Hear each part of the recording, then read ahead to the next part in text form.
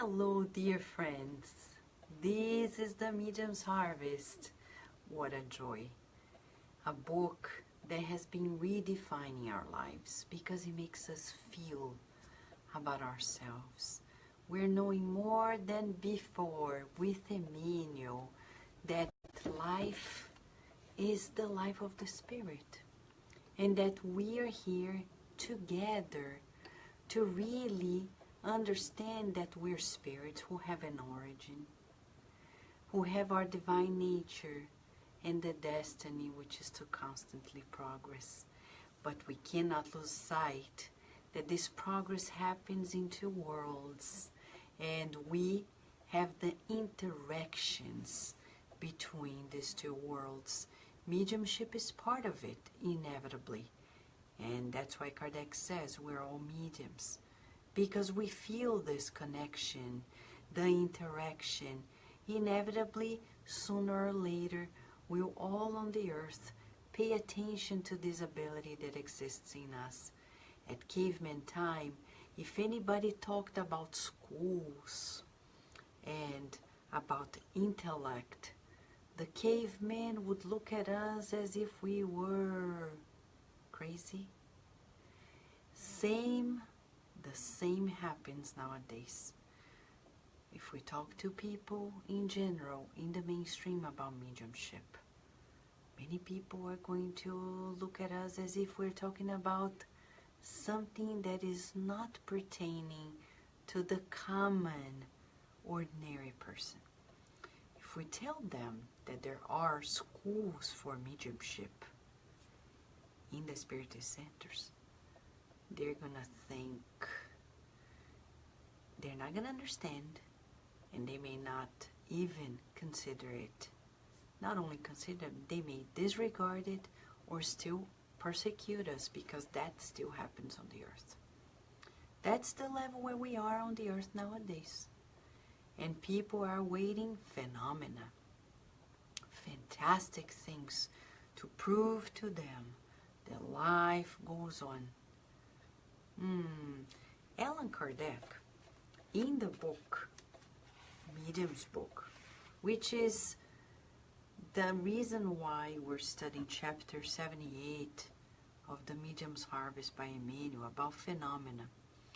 Emmanuel counts or found the reason to write that chapter in the Medium's book, item 94, sub-item 7. Chapter 5, in which item 94 is written in the Medium's book, is about physical manifestations, spontaneous manifestations. Kardec says, talking to spirits in 1860 in Paris, and then they talked to St. Louis. We can't forget that this is the mentor of the works that Kardec was doing. He was asking questions, and through mediums, the mentor St. Louis was replying to Kardec. There is one particular question that Kardec addressed to St. Louis, saying, spontaneous manifestations are mediumistic manifestations, spirit manifestations that happen without us evoking or consciously, asking for. They happen.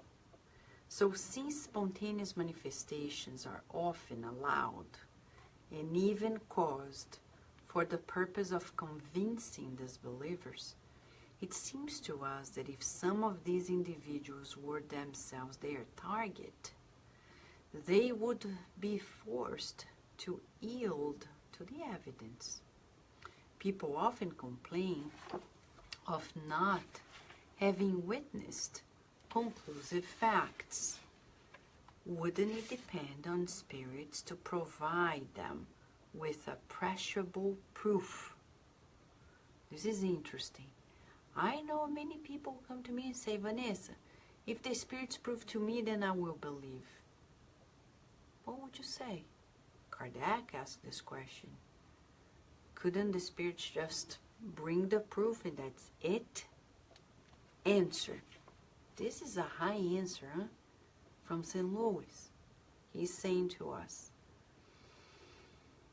don't atheists and materialists witness at every moment the effects of the power of God and of thought? But this does not prevent them from denying both God and the soul. Did the miracles of Jesus convert all his contemporaries? Didn't the Pharisees, who said to him, Master, show us a sign, resemble those who today ask you to show their manifestations? If they fail to be convinced by the marvels of creation, they will be no more affected by the appearance of spirits, even if they appear in the most obvious manner, because these individuals' pride has transformed them into stubborn mules. They would have plenty of opportunities to witness them if they sought such opportunities in good faith. That's why God does not deem it appropriate to do more for them than what God has already done for those who sincerely seek to educate themselves. Because God only rewards persons of goodwill. Their disbelief will not impede the fulfillment of the divine work, the divine will. You have already seen that it has not hindered the expansion of the doctrine. So do not concern yourselves with their opposition, which is to the doctrine what a shadow is to a painting. It lends it greater relief. What would be their merit if they had to be convinced by force? God leaves to them the responsibility for their own stubbornness, and this responsibility is heavier than you might think. Fortunate are those who believe without having seen, said Jesus, because they do not doubt the power of God. Got it? That's why we need, friends, that's why we need to read these books. Because many people are like, how do I talk to this family member about this? What do I say? How should I think about this? The answers are already here. We will live much better life. Because then the reasoning will tell us, well, St. Louis is right. God gives us life every day, and it's evident. Because I'm not going to say every day, heart, don't forget to pump. The heart pumps. The lungs, they work, etc., etc. In nature, the birds fly, the trees do their job, the sun does its work, the moon, etc. And we are not yet convinced that this is God sent, God's sustenance. Jesus did all that he did, and yet people doubt. You think the spirits are going to give the proof and people are going to believe? I'll never forget, in 2006, we did an event in the Lily Dale Assembly, and we brought Divaldo Franco to it. It's recorded, and I think Spiritist Network has the video of Divaldo's talk with consecutive translation. It was a 3 to 4 hour workshop on mediumship that became a book. And it's interesting because I remember being there, the whole group of the Spiritist Society of Baltimore and other Spiritist friends, and a whole audience of 200 plus American spiritualists and interested people. And at the end of the talk, there were questions and answers. A friend of mine, Kara Stroh-Snyder, and I were on the stage, behind the screen, helping, giving the public's questions to Divaldo Franco, who was on stage by the podium answering questions. And I will never forget, I am looking to Divaldo, who is giving a talk, and Carol and I suddenly see that he becomes shorter, curved, but not too curved. It's more like he really shrunk by, evidently inches. And his tone of voice changed. Everything changed. And Caris Rosada and I were like, whoa. Dr. Bezerra de Menezes was speaking through him. But we saw a phenomenon, the transfiguration of the face and everything. Physically, you could assess the changes. And what is interesting is that people saw it, some people observed the transformation, and yet some other ones doubted. You know why? Psychometry would change, psychophysics would explain. I remember when I was studying psychophysics with one of the experts in Brazil, and we, at the University of São Paulo, studying the subjects, we were discussing about how subjective perception is. So, by somebody showing to you something, you are not convinced because it's external to us. It must come from within. Pause, let's keep it in mind, and now ask Emmanuel. Please, Professor Emmanuel, come on in. Explain to us a little more. And he's so kind. He does it. Chapter 78 from the book The Medium's Harvest, titled Phenomena. It was a public meeting on October 24th, 1960, based on this item of the Medium's book that we've just read, 94, sub-item 7, question and answer 7. Emmanuel says, several atheists ask for phenomena that will constrain them to believe in the evidence of the spiritual world. However, it must be said that if phenomena help convictions, they do not change dispositions. In this sense, it is fair to point out that the incarnated spirit on the earth resides transitorily in a body in whose intimacy transcendent psychic phenomena are processed, which in general it does not seek to hear or understand. To sustain itself, the spirit has a heart with a vigorous and indefatigable pump, pulsating about 70 to 80 times a minute. But it rises and takes action at the cost of such support, without asking about it. To breathe, the spirit uses the lungs, similar to astonishing filters, with uninterrupted work in the incessant oxygenation of the blood. However, the spirit, they repair their own strength at every moment without considering the wonders of hematosis, which is the oxygenation through the lungs.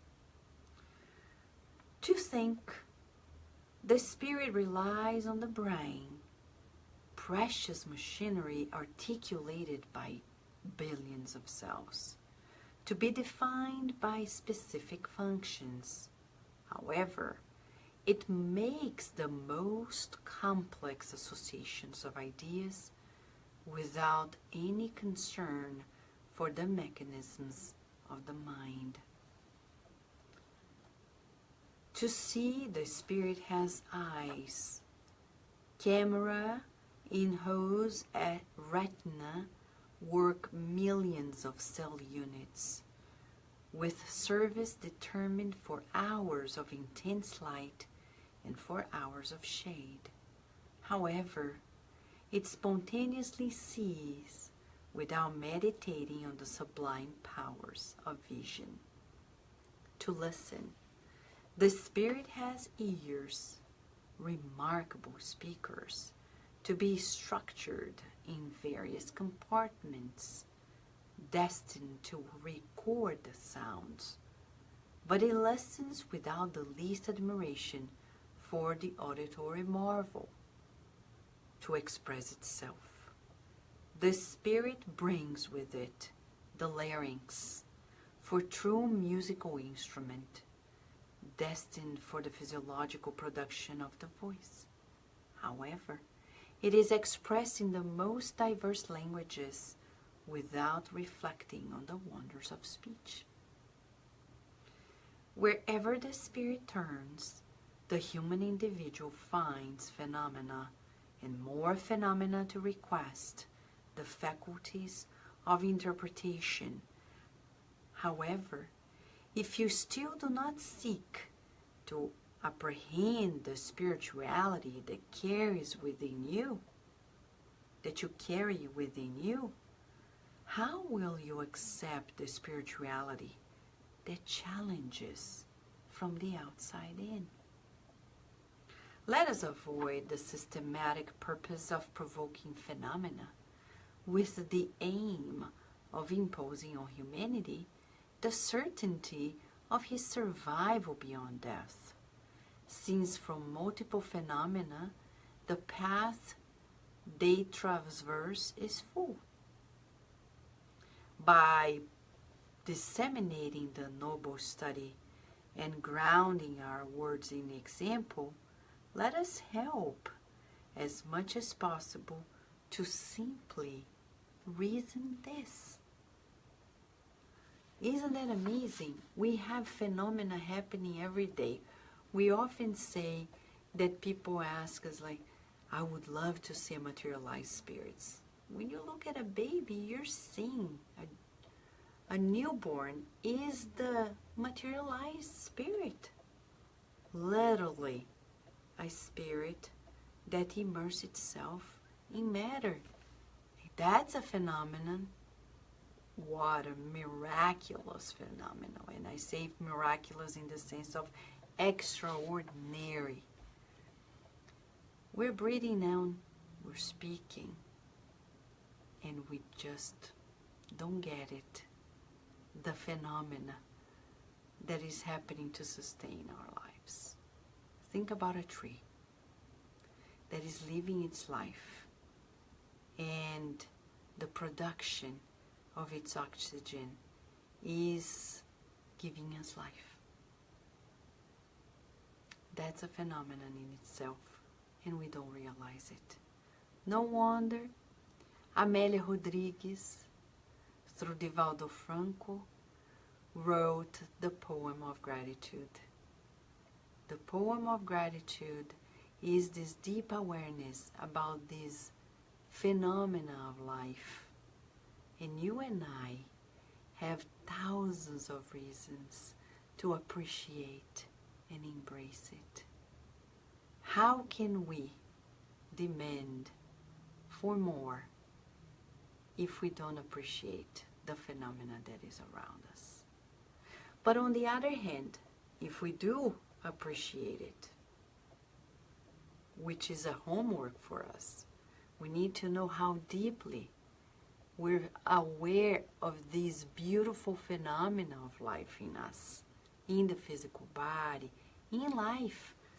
The fact that we are reincarnated yet again is a phenomenon in itself. But do we give account to it? Are we taking it for granted?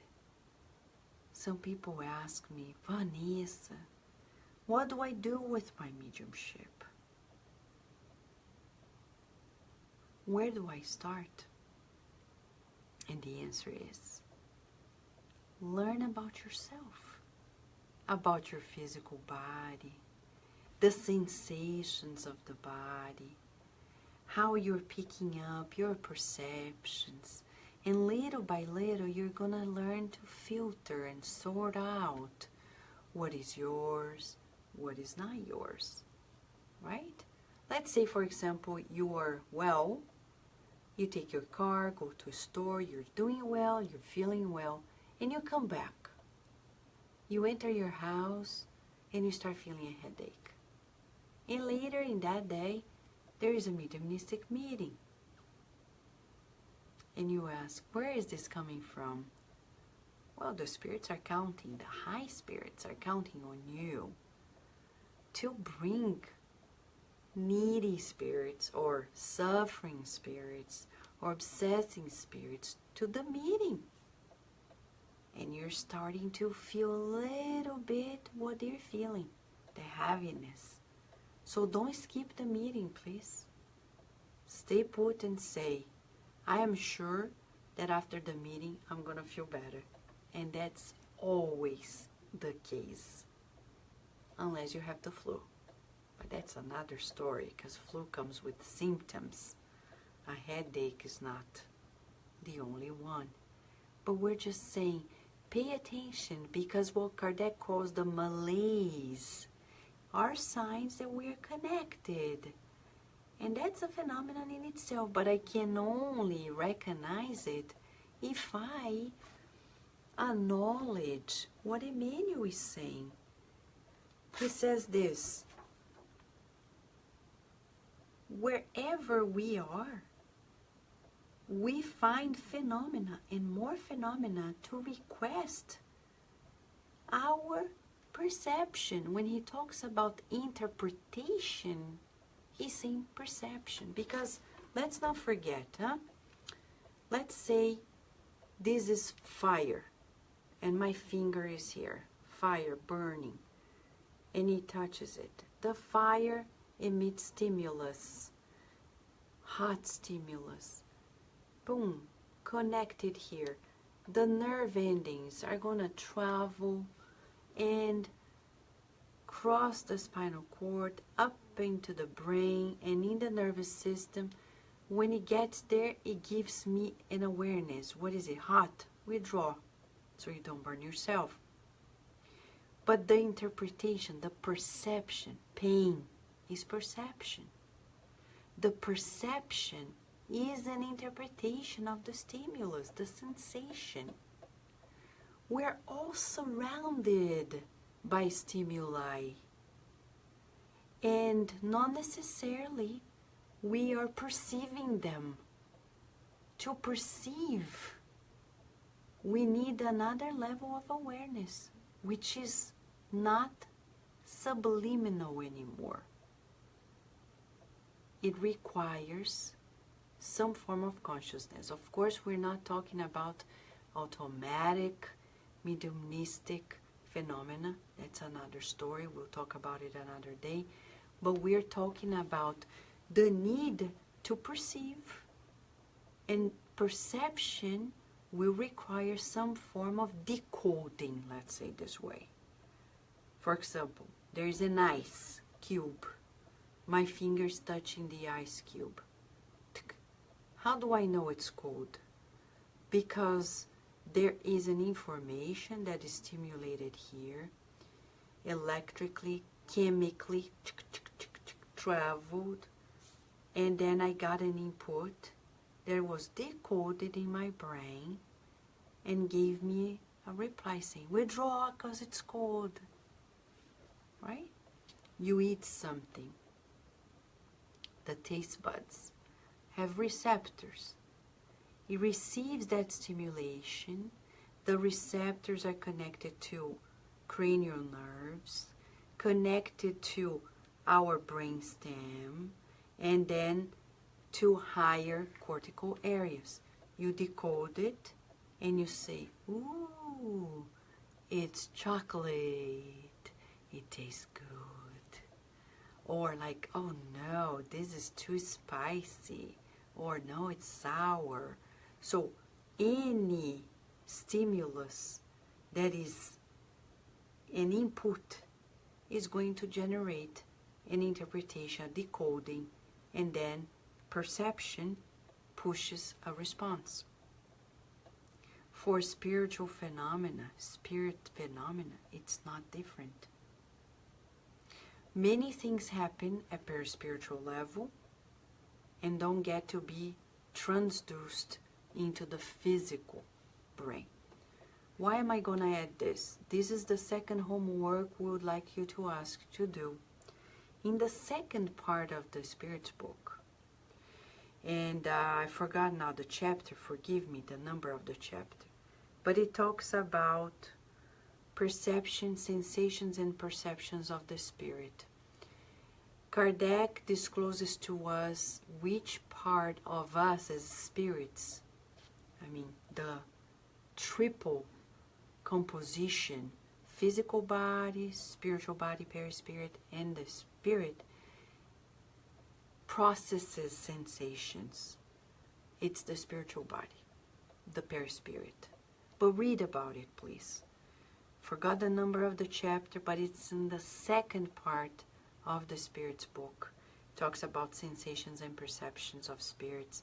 And then we're going to understand that many of these stimuli that we receive from the spiritual realm touch our perispirit, are processed by it, but not necessarily are being transposed to the physical body.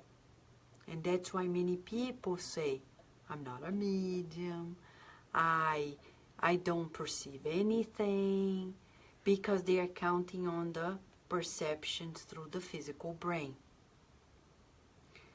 But if we study more and more and more and more of ourselves, we're going to start opening our consciousness for these so-called subliminal events that become less subliminal the more awareness we give to them.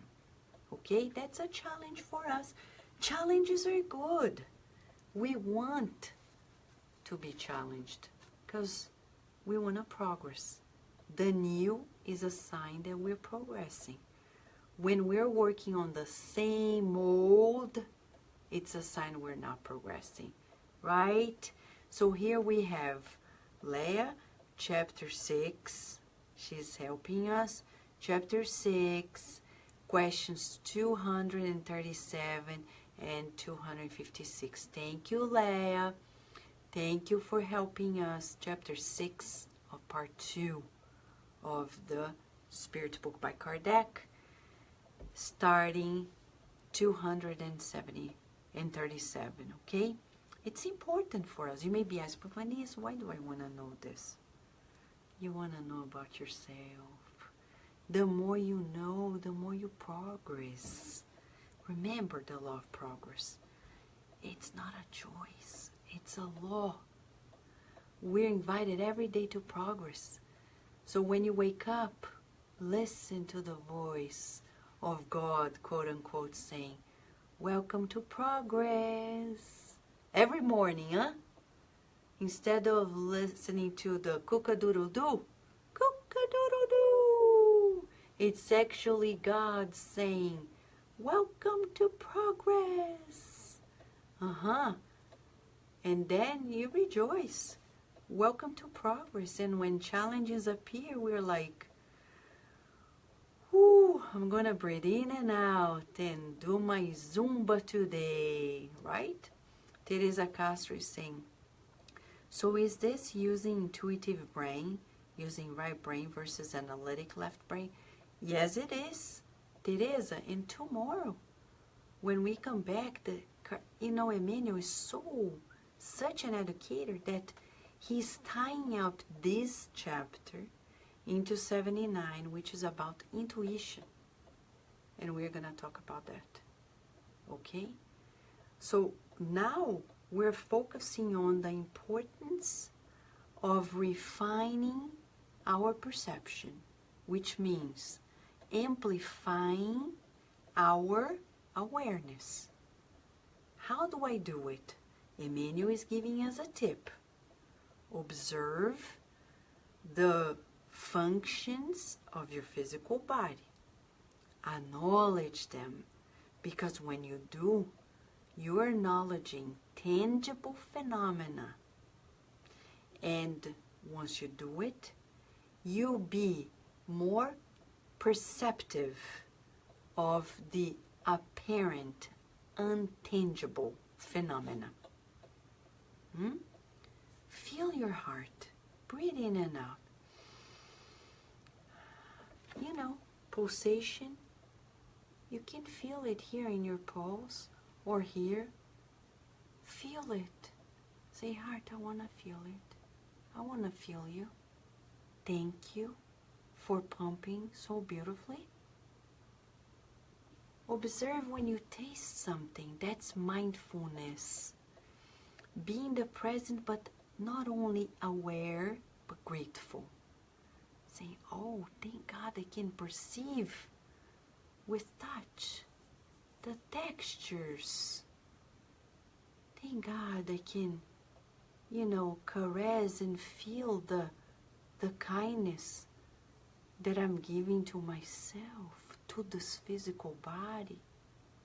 So when I acknowledge, Emmanuel is saying, these phenomena that are happening here in my nature, I will be expanding my perception to the apparent and non-tangible phenomena. Okay? Thank you, Teresa. You attended your first Spiritist meeting tonight? Whoa, Mamma Mia, what a joy. What a joy. Joy to the world. The Lord is come. Beautiful, beautiful. When we're responsible, serious, and committed, willing to learn, we're not afraid. The taboos of many millennia dissolve with Allan Kardec.